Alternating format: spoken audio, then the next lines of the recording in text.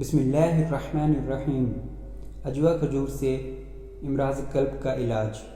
حضرت سعد رضی اللہ تعالی عنہ فرماتے ہیں کہ ایک مرتبہ میں شدید بیمار ہوا۔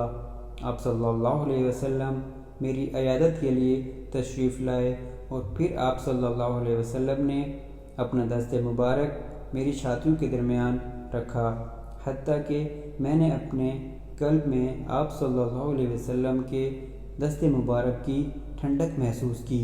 اس کے بعد آپ صلی اللہ علیہ وسلم نے ارشاد فرمایا، تمہیں دل کی تکلیف ہے، جاؤ حارث بن قلدہ رضی اللہ تعالی عنہ کے پاس، جو ثقیف کے بھائی ہیں اور طبیب ہیں۔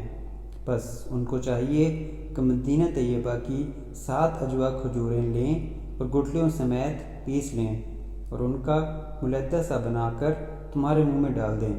سبحان اللہ۔